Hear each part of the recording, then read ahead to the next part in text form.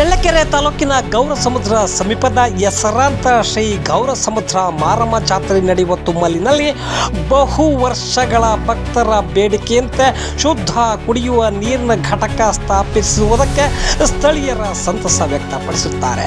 ಗೌರಸಮುದ್ರ ಮೂಲ ಗ್ರಾಮದಲ್ಲಿ ಸ್ಥಾಪಿಸಲಾಗಿದ್ದ ಘಟಕ ದುರಸ್ತಿಯಾಗಿ ಅನುಪಯುಕ್ತ ಸ್ಥಿತಿಯಲ್ಲಿತ್ತು.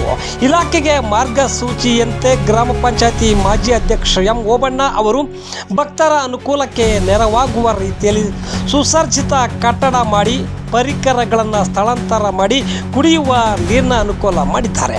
ಮಧ್ಯ ಕರ್ನಾಟಕದಲ್ಲಿ ಹೆಸರು ಪಡೆದಿರುವ ಶ್ರೀ ಗೌರಸಮುದ್ರ ಮಾರಮ್ಮನ ಜಾತ್ರೆ ನಡೆಯುವ ಸ್ಥಳ ಭಕ್ತರು ಪುಣ್ಯಕ್ಷೇತ್ರ ಆಗಿದೆ. ಆದರೆ ಇಲ್ಲಿಗೆ ಬರುವ ಭಕ್ತರಿಗೆ ಅಗತ್ಯ ಸೌಕರ್ಯಗಳಿಲ್ಲ. ಇತ್ತೀಚೆಗೆ ಅಷ್ಟೇ ಯಾತ್ರಿಕ ಭವನ ಸೇರಿ ರಸ್ತೆ ಅಭಿವೃದ್ಧಿ ಕಾರ್ಯಗಳು ನಡೆದಿವೆ. ಇನ್ನಿಷ್ಟು ಅಭಿವೃದ್ಧಿ ಕಾಮಗಾರಿಗಳು ನಡೆಯಬೇಕಿದೆ. ಮಾರಮ್ಮ ದೇವಿಗೆ ಹರಕೆ ಮಾಡಿಕೊಂಡ ಬರುವ ಭಕ್ತರು ಉಳಿದುಕೊಂಡು ಪರವು ಮಾಡುವ ಪದ್ಧತಿಗಳು ಅನುಕೂಲಕ್ಕೆ ಸಮುದಾಯ ಭವನ ಮತ್ತು ಶೌಚಗೃಹ ಕುಡಿಯುವ ನೀರಿನ ಸೌಲಭ್ಯಕ್ಕೆ ಬಹು ವರ್ಷಗಳಿಂದ ಭಕ್ತರ ಬೇಡಿಕೆ ಇದೆ. ಇದರಲ್ಲಿ ಶುದ್ಧ ಕುಡಿಯುವ ನೀರಿನ ಸೌಕರ್ಯ ಆಗಿದೆ.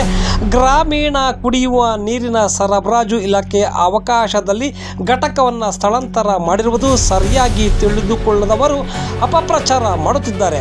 ಸುಡು ಬಿಸಿಲಿನಲ್ಲಿ ಪೂಜಾ ಕಾರ್ಯಕ್ಕೆ ಬಂದವರು ಕುಡಿಯುವ ನೀರಿಗಾಗಿ ಪರದಾಡುವ ಸ್ಥಿತಿ ಇತ್ತು. ನೀರಿನ ವ್ಯವಸ್ಥೆಯಿಂದ ಅನುಕೂಲವಾಗಿದೆ ಎನ್ನುತ್ತಾರೆ ಇಲ್ಲಿನ ಭಕ್ತರು.